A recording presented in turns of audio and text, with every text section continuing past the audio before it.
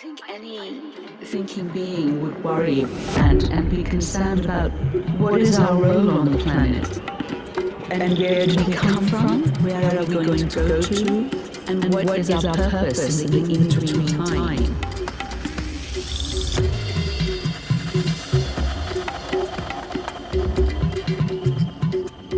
Bienvenue au Cirque du Soleil.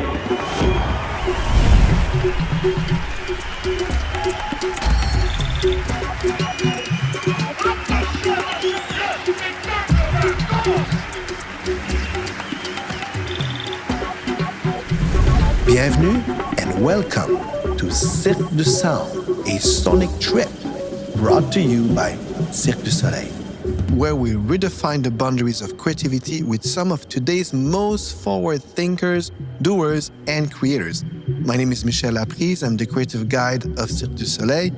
Right now in the background, you're hearing the music of one of our most famous shows, Mystère.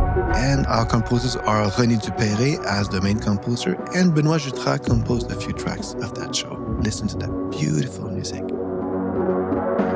Mystère, one of my favorite shows, is a colorful show. It's very playful. It's filled with death-defying stunts performed by our amazing acrobats and beautiful visuals.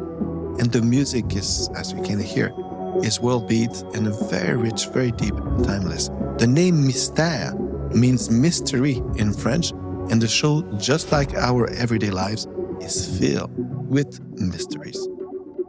The show dances around the questions of the origins of human life. It invites you to explore the deep mysteries of the past with a childlike sense of wonder. Hello, Dr. Salima Ikram. Welcome to Cirque du Sound. Hello, very nice to be here. Thank you, Michel.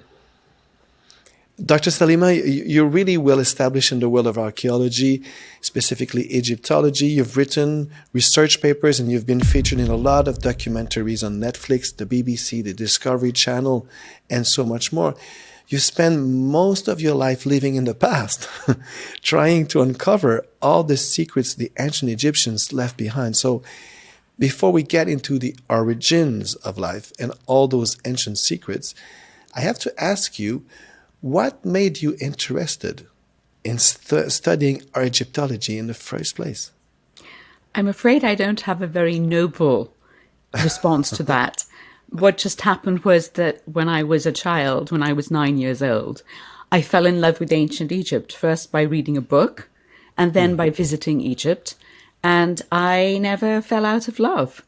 So I guess, like some people say when they meet you, oh, I wanted to be an archaeologist. And you say, what do you do? They're a bank manager. And you think, oh, I'm so sorry. You grew up, but I didn't. Wow. It's funny because it's one of the careers that interests the most the kids. And why is that so? I think it's just such a romantic thing to do, to delve into the past, to excavate, to explore, to have adventures. Sifting through all these layers of history, because there's many layers, how do you know where to begin? Like, what thread do you pull first? It's quite complicated. I suppose it depends on what your question is. So sometimes, of course, you go to a place like I work in the Western Desert of Egypt, the Eastern Sahara, and parts of it have never been explored archaeologically. So for there, the first thing you're doing is just looking and mapping and trying to figure out, when you find traces of human intervention, to figure out what people were doing there, when were they doing it, and how things changed. So there we have remains that date back to, 10,000, 15,000 BC, and then they go all the way into 1400 AD. So looking at how the environment changed, how people used the area, and the interaction between human beings and the landscape is fascinating because it really encapsulates so much of human history in one small part of the world. Wow, fascinating. You are the leading expert on animal mummies. Why did ancient Egyptians mummify animals? What does it tell us about them? Well, the animal mummies are fascinating because there's so many different types. Of course, they're pets. And even now, you love your pet. And so the Egyptians would bury them so that they could have an afterlife together with their pet. Then there are food mummies, which the Egyptians would mummify bits of food. So you could have a picnic in the afterlife. You never were going to be hungry. Did they have food for the animals too?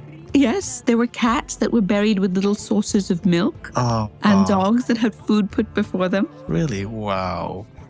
Yeah, it's adorable. And it tells you about the intimacy of the relationship between humans and animals.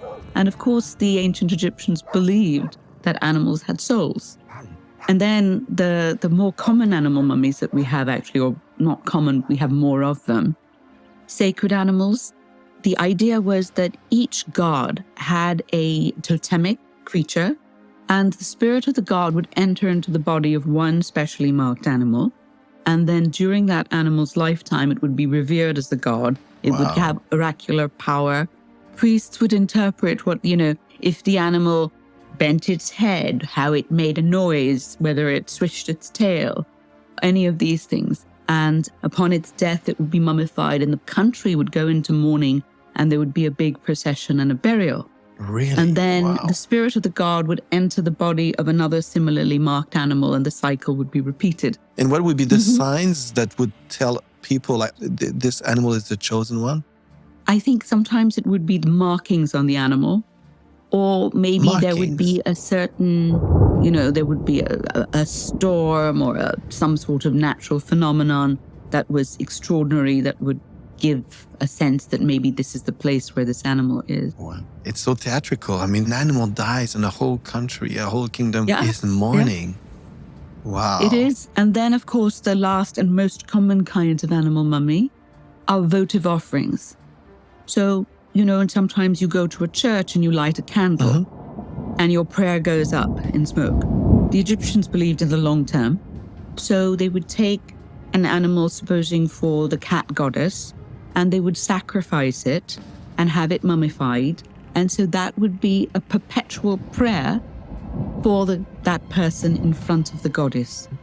So we have millions and millions of ibises and dogs and cats and all kinds of creatures that are really the manifestations of prayers of the ancient Egyptians. And we do have some buried elephants, but by the time a lot of these traditions, this religious tradition started, the elephants had already moved south into what is now the Sudan. So we have some elephant burials, but it's not a big cult thing. We don't have big giraffe burials. They only came in later on as zoo animals. I mentioned that our show, Mystère, has a lot to do with the origins of human life and how humans understand their own role in the universe. What did the ancient Egyptians think of the big existential questions like that? What do we know about their own creation stories, the origin stories they believed? We have actually a few variants on the origin stories, and they all sort of link together. But there are variations. And in fact, there was, darkness, and there was chaos, and there was a big ocean. And out of it came the first land, and the god appeared. And, then there's this whole sort of different versions, but basically the creation of the separation between the sky and the earth, water and air, moisture, light and dark. So all of these things that you, in fact, later on see in the monotheistic religions, all have their origins in the ancient Egyptian creation myths. First, the god thought something, then it was spoken. Once it was spoken, it came into being. So it is extraordinary to see how, for thousands of years, different cultures have really come up with the same idea for the creation of the world. Wow. Why do you think humans have always been fascinated with understanding these big questions? Like, why are we here and what is our relationship with the universe? Why are we so fascinated by that? I think any thinking being would worry and be concerned about what is our role on the planet? And, where did we come from? Where are we going to go to? And what is our purpose in the in-between time, which is the time we are most conscious of? And people who might think that there is the need to do, in a way, to differentiate ourselves from other creatures by having aspirations or doing something astonishing.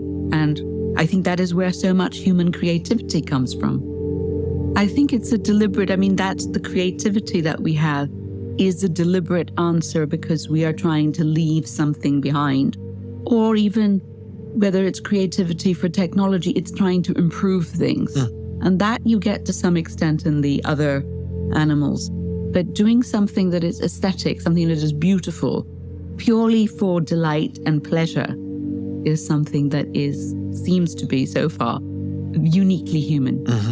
You work on a lot of documentaries. One of them is The Story of God with Morgan Freeman by National Geographic. While working on that documentary, apparently you told Morgan Freeman something I find quite fascinating. You said, being an archaeologist means that you never have to grow up, and the past is always part of the present. I love that you said that, because one thing that we try to do in our show Mystère is bringing people back to a childhood sense of wonder, back to when you were first exploring the world and there were no bounds to your curiosity and everything was just so big.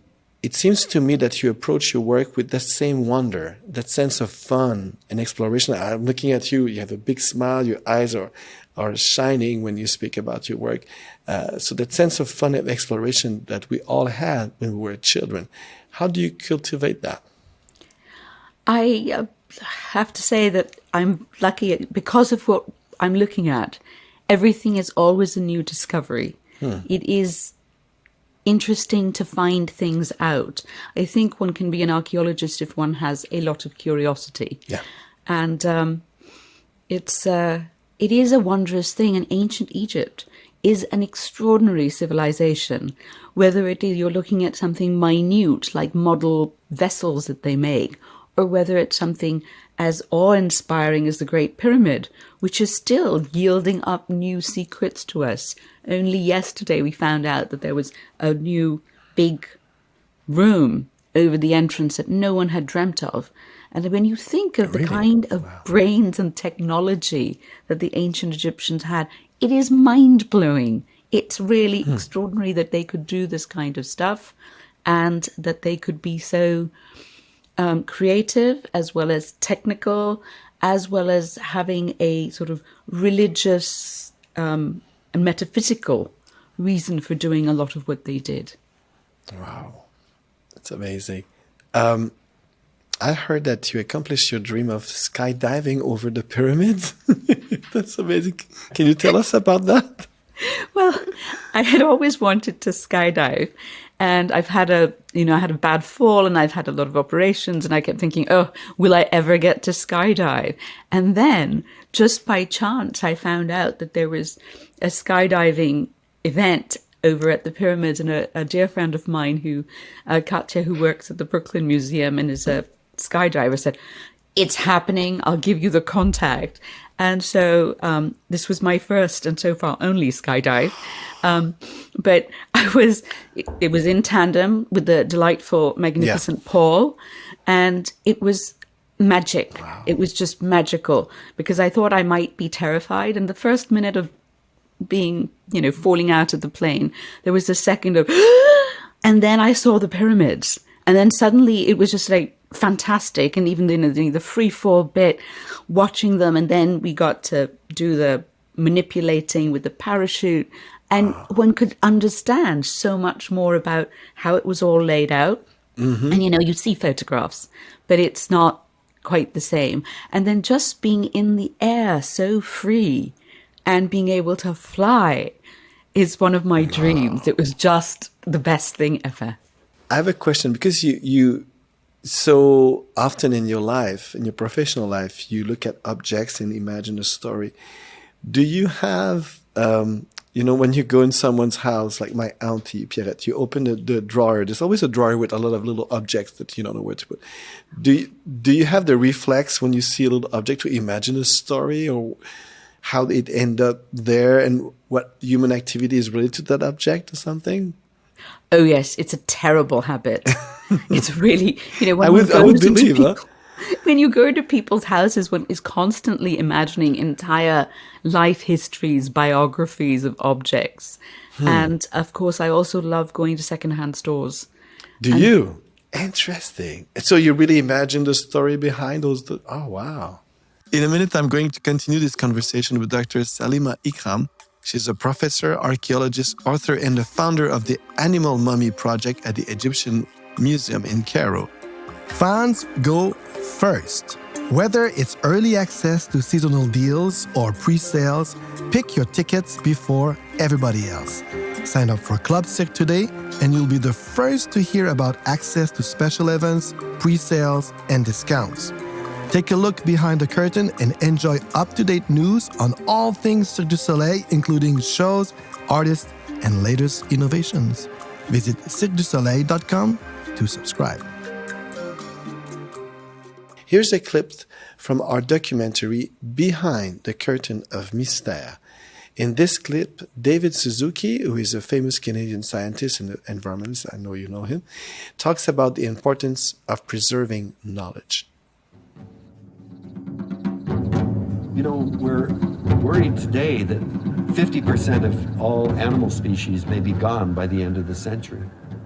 But 50% of all languages of people may be gone by the year 2050.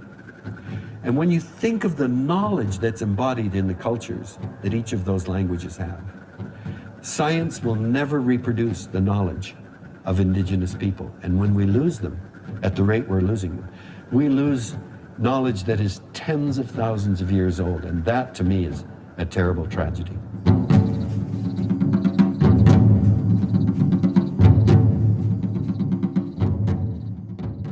What do you think of what you just heard? Is this loss of knowledge something you think about as you study the lost civilizations of the past? I do wonder about the loss of knowledge. And I mean, nowadays, of course, in the old days, we had things that were tangible. For the ancient Egyptians, it was written in stone and on wood. So that's really tangible. And then we went to paper and photographs and so on. But now, how do we record our knowledge? It's all on computers. How do we keep it? There isn't even the same tradition of passing things down orally, which was such a strong component. I mean, I hope that you tell your 4.5-year-old daughters, do you tell them stories? Oh, yeah. Every night. Okay. Well, see, that's the one way of making sure that ideas and traditions and culture survives. Because one has to be, it's the oral tradition that's going to work for us now. And I do think that these things become less and less as people become busier and less aware of how valuable these are.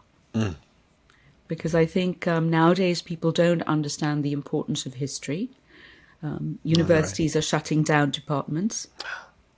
I don't want to hear and that. I mean, your own personal histories are important. So telling your kids about your own past, your parents, and so on, it fits into the bigger picture of human history. And I think it's crucial for us all as human beings to understand how to be better people and how we fit into a larger fabric of society, both within a nation but also within the world. All right. In a smaller scale, it's like I remember when we would go to a log house in the summertime, and we would ask my dad about his childhood, and we would like bombard him with questions, and then he told my mom, I didn't know they would be interested because he was really poor, living on the land, you know, and his father illiterate, but building his own house and stuff like. And my mom said, "This is where they are from, and they're all successful at school, but it's good that they know that they're lucky to have access to education." And it was, and from a hardship you can go, you know, you can make your life, and it's super. This is who they are. And he said, "Oh, I never thought it did," because to me it was all suffering. I said, yeah, but suffering it has a message in itself, and brings courage and gratitude. So yeah, kids love stories, and not just invented stories, but like where does this come from, and what's behind that? Their real past, because it's a gift to them. Yeah. because you are giving them themselves. Ah, you're right. Why do you think it's important to understand the past? Not just to know about it, but to understand it, uncover all those mysteries, whether it's animal mummies or normal person's routine. Well, some of it, of course, is just plain old curiosity. But it's also important to understand, explore ideas. Why did we do something? How did we come to this place? Was this a good idea or a bad idea? And if it's been done before and it turned out badly, maybe we shouldn't do that one again. So I think just exploring, and maybe sometimes it sort of fizzes and you suddenly have a new great idea because of something that you study from the past. So I think that it is really a crucible for understanding yourself, understanding history, and coming up with ideas about the future as well. It's funny because I have the chance to work with a lot of creators, and the most innovators very often are big researchers. And again, this morning I was talking with someone, a set designer, and I said, "What's your process?" He says, "Well, I start by doing a lot of research. Then from that, I get inspired." The Egyptians were really good at embalming, making mummies, also at writing down the symbols that told the stories of their daily lives. How can modern people preserve a culture that's currently happening? So it's back to what you were saying. So we can make it easier on the archaeologists of the future. Well, I mean, it's quite funny in a way because nowadays when I look at emojis, I think modern day hieroglyphs. My God, it's true. You can write entire sentences, and they are universally understood. But for me, one of the big problems is that we don't have material stuff. And as an archaeologist, it's the materiality that makes a difference.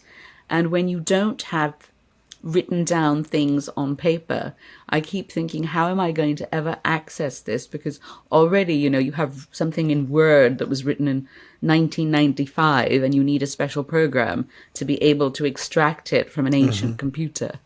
So that does trouble me, and I wonder how we are going to deal with this. And this is something that a lot of people who deal with archaeology and history and archives are struggling with.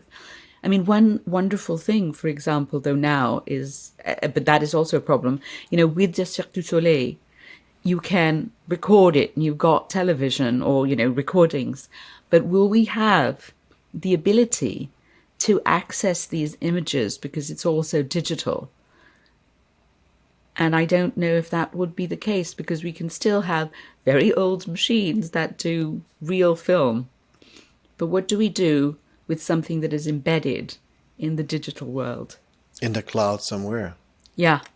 And how do you access it? Do you even know that it exists? It's not like when you scares me to stumble death. Yeah. It keeps you awake at night? It does, actually. Moderately. Our show Mystère places a lot of focus on human curiosity and determination, and how, no matter how impossible something seems, humans almost always manage to overcome it. We get curious, we innovate, and we come up with solutions. Thinking about the pyramids, I'm sure the ancient Egyptians had to come up with a lot of creative solutions to build them. But we still don't fully understand all the aspects of their construction. So there are still some mysteries there. Is that right? Absolutely. And the most recent work of trying to understand the pyramids has revealed that indeed we still don't know the internal structure of the Great Pyramid at Giza. Because, of course, for us, it looks like solid stone. And so if there are passages and chambers, we can't always know where they are. And it's amazing that the ancient Egyptians created this thing, and it's really such a three-dimensional entity with a house you can go from room to room, but over here not so much. It's sort of solid, or apparently solid, and some of these chambers are very hard to get into. So once they were made, they were almost sealed up. So you've got 5 above the Great Pyramid's burial chamber, which we knew about. But then there are all sorts of other things that are turning up, like the one above the chevron-shaped entrance, which is the newest discovery. Before that, they found channels that do not seem to go outside, but they are one going to the north, one going to the south, and they're not even straight. They're dog-legged. So, the metaphysical reasons for this, as well as maybe the practical reasons, and as well, how did they actually do the construction, is yet another kettle of fish. So the Great Pyramid is still yielding up mysteries. It's really the most extraordinary structure in the universe. I mean, the pyramids evolved over time, and in fact, we have the greatest pyramids were built, at Giza, at Saqqara, at Dashur. But we have pyramids basically going from the north of Egypt, from what is now Cairo, all the way to Aswan. And they vary in size and shape. And by the time you get to about 1500 BC, normal people started having small pyramids built over their tombs, sort of looking more like, Toblerone pieces than big fat pyramids. Everyone who could afford it was mummified. As far as we can tell, if you were very poor and you couldn't afford mummification, you would do your best, you would put the person into the sand, and actually, often they would naturally mummify better than if you had done mummification. Really? And you would give them grave goods, and you would try and say the prayers that were necessary. So if you did that, they had a good shot at an afterlife. How important is creativity when it comes to your own personal work with animal mummies? Well, I think sometimes one has to be creative about how to study them, and also try and get into the mindset of the ancient Egyptians as to why they were doing certain things. So, and when one is trying to figure out the recipe for mummification, that's when one gets very creative and experimental. Wow. Have you ever mummified an animal? Oh, yes. For a couple of classes, I have done experimental mummification because we bought things from the butcher, so it was not something that wasn't going to die. And we've mummified rabbits and sheep. And then my students started to bring me their pets when they died. So we got a few mummified cats. Wow. And they were kept in what? In glass? One of them is in my lab. Okay. And her owner comes and visits her. And then we actually have a pet cemetery at the university where we have buried some people's pets. And one or two of them just took their own pets home. Really? So, wow. In a Netflix documentary, Secrets of the Saqqara Tomb, Dr. Salima, you found the first mummified lion cub. How did you figure out it was a cub? Well, I was invited by Dr. Mustafa Waziri, the director of the expedition, to examine these animal mummies. And they brought it in front of me, and it was quite large. It was bigger than a cat. And then we were x-raying it. So we x-rayed it. And then also I was looking at the wrappings, and they drew the face on. And between the x-ray and then, which looked, it was a young animal, but large. And I thought, oh my God, the dentition, the teeth all look like they might belong to a lion. But the head was a little bit crushed. And the size looked right for, a big cat. And then I looked at the wrapping, and it had the expression, the little frowny things that lions have. Yeah. And it was painted on there. So it was amazing. Painted? Wow. They paint on the textile wrapping. They basically painted some of the funny expressions that you would get on a lion cub's face. And so we figured out, looking at the x-rays, that it was probably a female lion, because it had no baculum, and was quite young, and was dedicated to the lioness and cat goddess Bastet. So, which is where it was found, in the temple enclosure at Saqqara. So it was magnificent. Wow. That day must stay so vivid in your memory.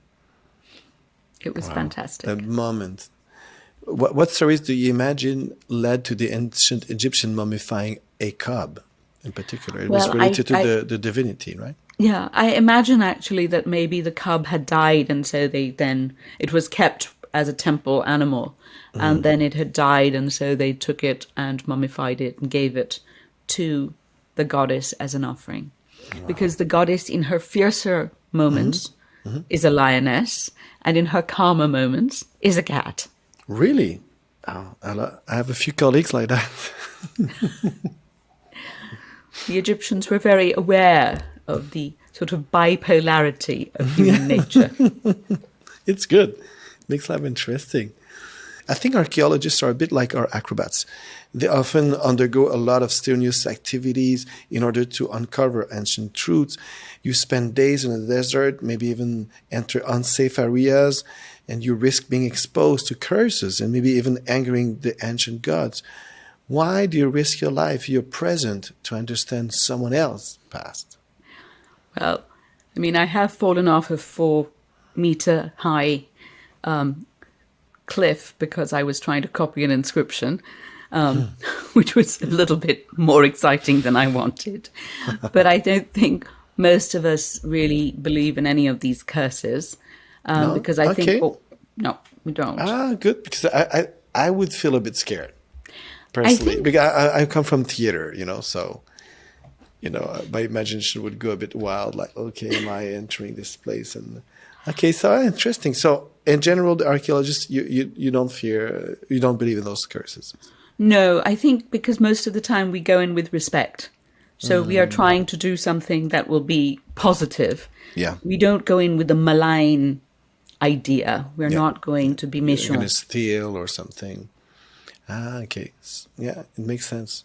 What role do art forms like movies, video games, and comics play in terms of helping us understand the old stories or sparking an interest in archaeology? I think it depends. I mean, I think a lot of these movies and books and comics and games now do spark an interest in the mythology in particular. And that sometimes leads people into a more serious study of ancient Egypt or whatever culture it is. And sometimes it's just, a lot of stuff is not very accurate. Romanticize? Yeah. A bit. But on the other hand, the fact that it makes people interested, I think, is always a plus point. Okay. Sometimes I wish it wouldn't be so curse-driven. Yeah. You're right. But I still think that it is valuable, and there are a lot of, like the Assassin's Creed and all of these other games. I think it pulls people in. And whatever, there's a generation of people out there that became or were interested in archaeologists because of Indiana Jones. So, Really? The impact yeah. of one movie or like a series of movies? Wow. yeah, exactly. So, I mean, I think there's a lot of pull that these movies have, and they make a big impression on people. And I think also the games do a lot, because people who are involved with gaming often love the idea of these alternate worlds. Yes. And the past is an alternate universe anyway. You're right. Have you ever been personally inspired by any mythical retelling? Like, was there a book or movie about Egypt that caught your attention as a kid? You mentioned that the ignition started with one book. What was that book? I'm afraid it was the Time Life Book of Ancient Egypt. Oh my God. Okay, that's a good one. Why are you laughing? Well, it's a bit mundane, but my interest in the Minoans came about because of Nathaniel Hawthorne's Tanglewood Tales and the retelling of the Theseus myth, in particular with the Minotaur. Oh, that's a beautiful character, Minotaur. I want to thank Dr. Salima Ikram for joining me today. Dr. Salima, it's been such an enlightening conversation, and I like your smiling about it. It makes me want to go in the desert and go and help you. Maybe my next vacation, I will take time off and I will go and volunteer if I don't ruin the site with my two kids. Bring your kids. We will have a great time. Thank you so much for listening to Cirque du Sound. I am Michel. À la prochaine. Cirque du Sound is produced by Cirque du Soleil with technical and story production by Jar Audio. If you liked what you heard today on Cirque du Sound, please subscribe, comment, and leave a review.